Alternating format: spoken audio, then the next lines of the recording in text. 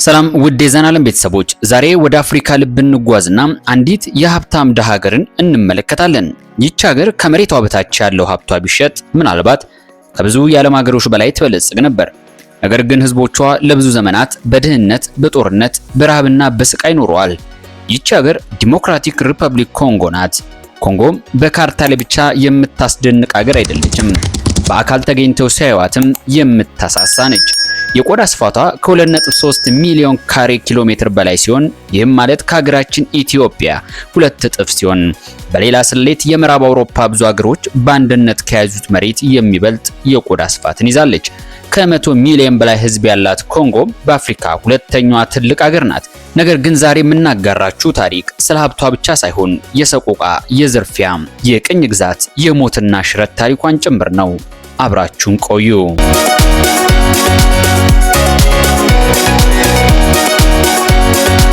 አንድ ሰው ኮንጎን ከአውሮፕላን ቢመለከት በመጀመሪያ የሚያየው የማያልቅ አረንጓዴ ደን ነው። ይህ የኮንጎ ደን ነው። ከአማዞን ደን በመቀጠል ሁለተኛው ትልቁ ዝናብ ጠሪ ደን ሲሆን በዚህ ደን ውስጥ ብዙ እንስሳት ይኖራሉ። ጎሪላዎች፣ ዝሆኖች፣ ኦኮፒዎችና ብዙ ያልታወቁ ፍጥረታት አሉ።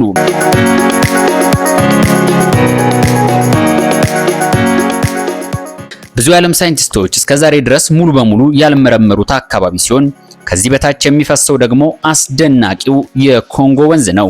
ይህ ወንዝ በአፍሪካ ሁለተኛው ረጅም ወንዝ ከመሆኑ ባሻገር በአንዳንድ ቦታዎች 220 ሜትር ያህል ጥልቀት አለው። በዓለም ላይም በጣም ጥልቀት ካላቸው ወንዞች መካከል አንዱ ነው። ታዲያ ይህን የውሃ አቅም ዲሞክራቲክ ኮንጎ ብትጠቀምበት አይደለም ለራሷ ግማሽ አፍሪካን በኤሌክትሪክ ማብራት ትችላለች ተብሎ ይገመታል።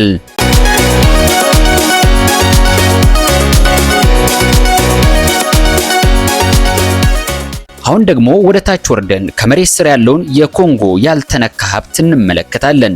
ወርቅ፣ አልማዝ፣ መዳብ፣ ኮባልት፣ ኮልታንና ዩራኒየምን የመሳሰሉ ሀብቶች አሏት። ይህ ተዝቆ የማያልቅ ሀብት የተመለከተ አንድ ባለሙያ እንዲህ ብሎ ነበር። ኮንጎ የምድር ሀብት መጋዘን ናት። አዎ፣ ይህን ያለው አጋኖ አይደለም። ምክንያቱም ዛሬ በእጃችሁ ያለው ስልክ፣ በቤታችሁ ያለው ላፕቶፕ፣ የምታሽከረክሩት የኤሌክትሪክ መኪና ሳይቀር ከኮንጎ ማዕድናት ጋር የተያዙ ናቸው።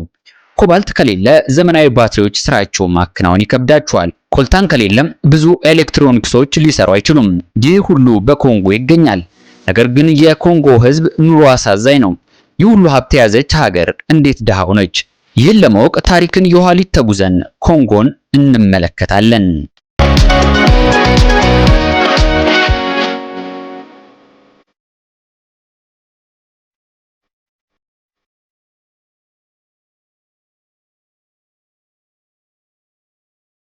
ብዙ ሰዎች አፍሪካ ከቅኝ ግዛት በፊት ታሪክ እንዳልነበራት ያስባሉ። ይህ ግን ትልቅ ስህተት ወይም ክህደት ነው። በሀገረ ኮንጎ በቀደምት ዘመን ታላላቅ መንግስታት ነበሩ። የኮንጎ መንግስት፣ የሉባ መንግስት፣ የሉንዳ መንግስትና ሌሎች ብዙ ሀያላን ስርዓቶች በሀገሪቱ አልፈዋል። ትልቅ የንግድ ስርዓት፣ ሰራዊትና የመንግስት መዋቅር ነበራቸው። በ15ኛው ክፍለ ዘመን ፖርቹጋሎች ከኮንጎ መንግስት ጋር በንግድ መልክ ተገናኙ። መጀመሪያ አካባቢ ግንኙነቱ ሰላማዊ ቢመስልም በኋላ ግን የባሪያ ንግድ መጣ። በሚሊዮኖች የሚቆጠሩ አፍሪካውያን ተሰደው ወደ አሜሪካ ተሸጡ። ይህ የኮንጎ ህዝብ የመጀመሪያው ትልቁ መከራ ነበር።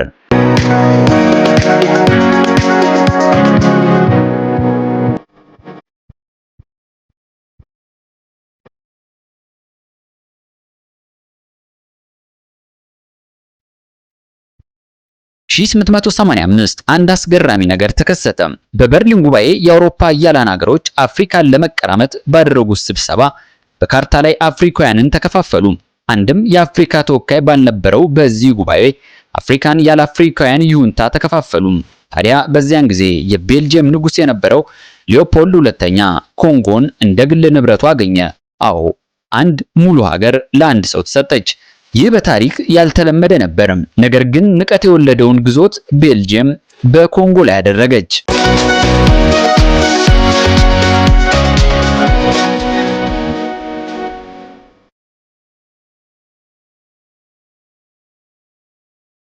የቤልጅየም ንጉስ ሊዮፖልድ ሁለተኛ ኮንጎን እንደ ግል ንብረቱ አገኘ። ለሌላው ዓለምም እንዲህ ይል ነበር፣ ኮንጎን ለማልማት ለማስተማርና ለማሻሻል መጥቻለሁ። ነገር ግን እውነቱ ይህ አልነበረም። ሊዮፓልድ ኮንጎን እንደ ገንዘብ ማምረቻ ፋብሪካ ተመለከታት። በዚያን ጊዜ በዓለም ላይ የላስቲክ ፍላጎት በፍጥነት እየጨመረ ነበር። ብስክሌቶችና መኪኖች በብዛት እየተመረቱ ለገበያ ቀረቡ። እነዚህ ፋብሪካዎች ላስቲክ ይፈልጋሉ። ስለዚህ ላስቲክ እንደ ወርቅ ውድ ሆነ። ኮንጎ ደግሞ በተፈጥሮ ብዙ የላስቲክ ዛፎች ስለነበሯት ይህንን ያየው ሊዮፓልድ በኮንጎ የተፈጥሮ ሀብት አይኑ ታወረ።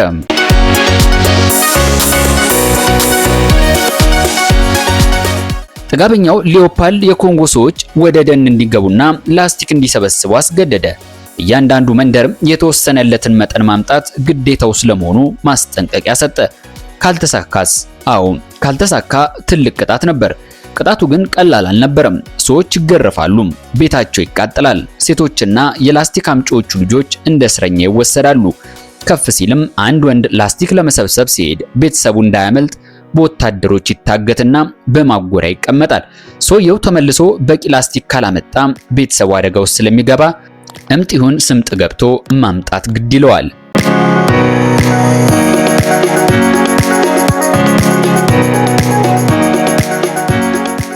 በታሪክ ወደ ኋላ ሲታወስ የኮንጎ ሕዝብ ላይ የተደረገውን ጭካኔ ሰዎች ሲያስታውሱ አንድ ነገር ፊታቸው ድቅን ይላል፤ የተቆረጡ እጆች። አዎ የሊዮፓልድ ወታደሮች ጥይት እንዳያባክኑ ለእያንዳንዱ ጥይት ማስረጃ ማቅረብ ነበረባቸው። ስለዚህ ሰው ከገደሉ በኋላ እጁን ይቆርጡና ለንጉሱ ያቀርባሉ።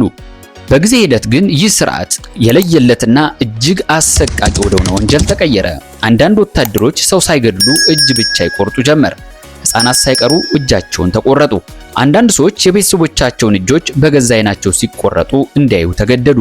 ይህም ከሰው ልጅ ታሪክ አሳዛኝ ሁነቶች አንዱ ነበር።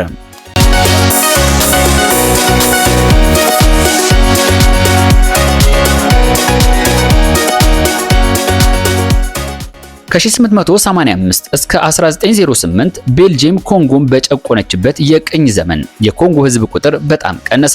ሰዎች በግዳጅ ስራዎች አማካኝነት በራብና በበሽታ ሞቱ። የታሪክ ተመራማሪዎች ይህንን እልቂት እስከ 10 ሚሊዮን ያህል ሰዎች ለሞት እንደተዳረጉ ይገልጻሉ። አስቡት! ይህ ማለት እንኳን በዛን ዘመን አሁን ላይ የአንድ ሙሉ ሀገር ሕዝብ ቁጥር ያለው መጠን እንደጠፋ የሚያስገነዝብ ነው። ታዲያ ይህ ሁሉ እልቂት የተፈጸመው ለላስቲክና ከሱ ለሚገኘው ረብጣ ገንዘብ ነው።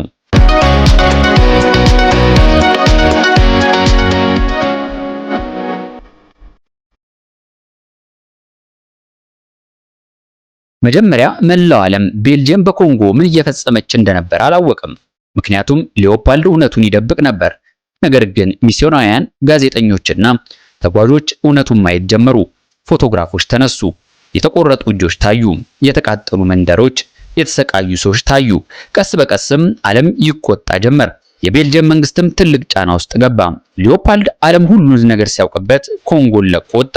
በዚያን ጊዜ በጣም ሀብታም ሆኖ ነበር ከኮንጎ የወጣው። በቤልጂየም ብዙ ህንፃዎችና ፕሮጀክቶችን አስገነባ። ለኮንጎ ህዝብ ግን የማይሻር ጠባሳን ትቶ አለፈ።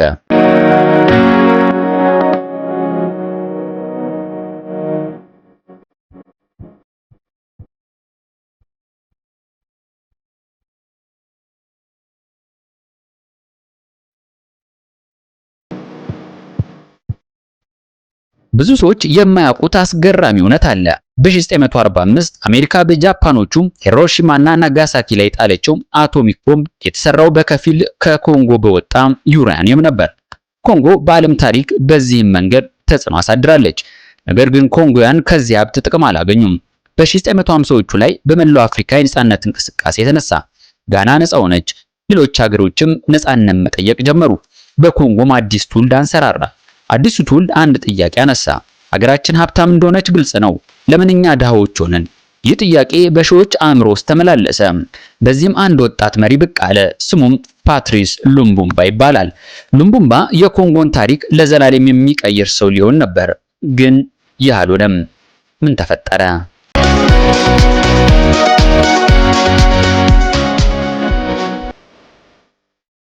በ1950ዎቹ መጨረሻ ኮንጎ በለውጥ አፋፍ ላይ ነበረች። ከ70 ዓመታት በላይ በቤልጂየም ቅኝ ግዛት ስር ከቆየች በኋላ ህዝቡ ነፃነትን መፈለግ ጀመረ።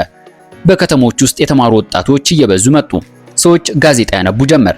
የሌሎች አፍሪካ ሀገሮች ነፃ መውጣታቸውን ተከትሎ ኮንጎያንም እንዲህ ማለት ጀመሩ። እኛስ መቼ ነው ነፃ የምንሆነው? በዚህ ወቅት ነበር አንድ ጎበዝ ተናጋሪ ወጣት ስሙ የገነነው። ይህ ሰው ፓትሪስ ሉሙምባ ይሰኛል። ሉሙምባ እንደ አብዛኛው አፍሪካዊ ቤተሰብ የድሃ ልጅ ነበር። ነገር ግን በጣም ብልህና የማሳመን ችሎታ ያለው ሰው ስለመሆኑ ይነገርለታል። ኮንጎ በጎሳና በክልል እንዳትከፋፈል ይፈልግ የነበረው ወጣቱ ሉሙምባ በሚያደርጋቸው ንግግሮች በርካታ ኮንጎያን ወደዱት። በህዝቡ ልብ ውስጥ ታላቅ ተስፋ ፈጠረ። በሺዎች የሚቆጠሩ ሰዎችም እየተሰበሰቡ ይሰሙት ጀመር።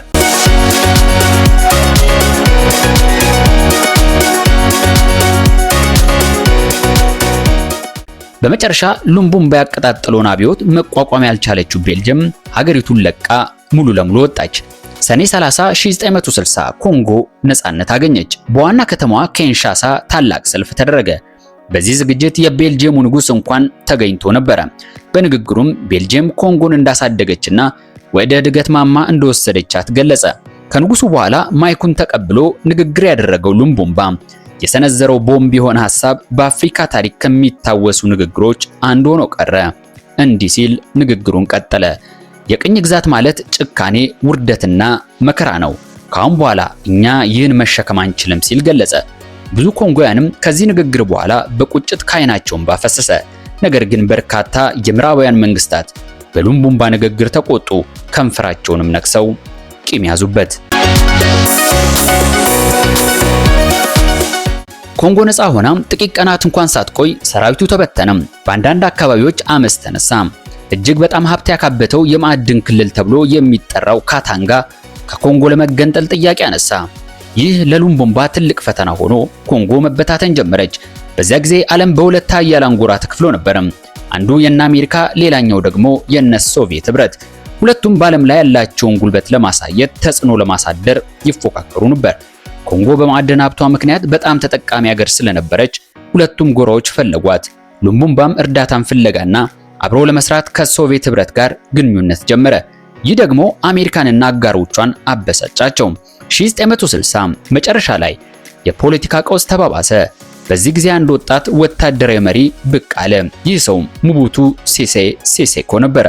ሙቡቱ በሰራዊቱ ውስጥ እጅግ ጠንካራ የሚባል አቅምና ተሰሚነት ስላለው ሉሙምባን አሳዶ ያዘው።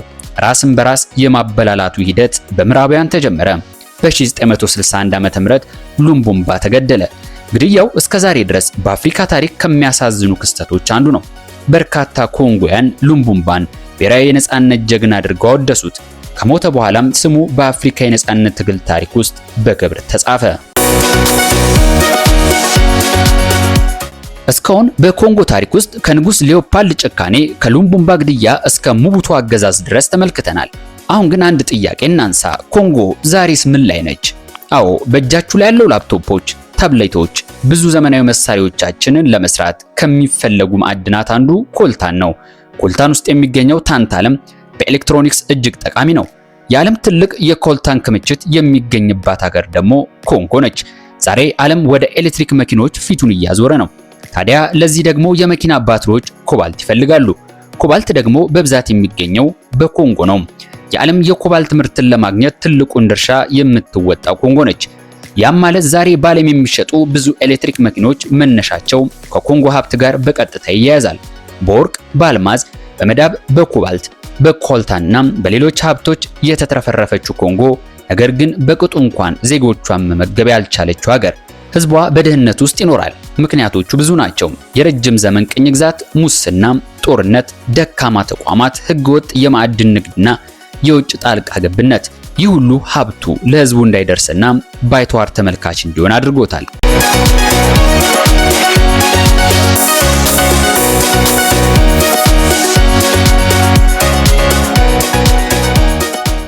የኮንጎ ወንዝ በዓለም ላይ ከአማዞን ቀጥሎ በውሃ መጠናቸው ከፍተኛ ከሆኑ ወንዞች መካከል አንዱ ነው። ወንዙ ለመጓጓዣ፣ ለንግድና ለኃይል ምንጭነት በጣም ጠቃሚ ነው።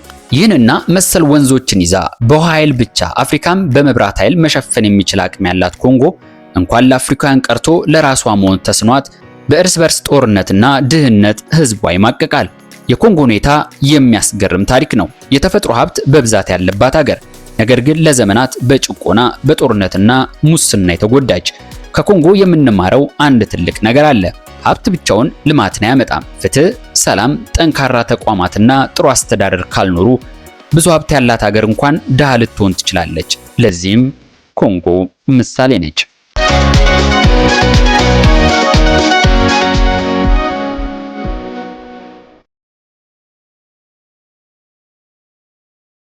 ተመልካቾቻችን በዛሬው ዘናለም ዝግጅታችን ሀብታሟ ድሃ ሀገር የሆነችው ዲሞክራቲክ ኮንጎን የቃኘንበት ዝግጅት ይህ ይመስል ነበር።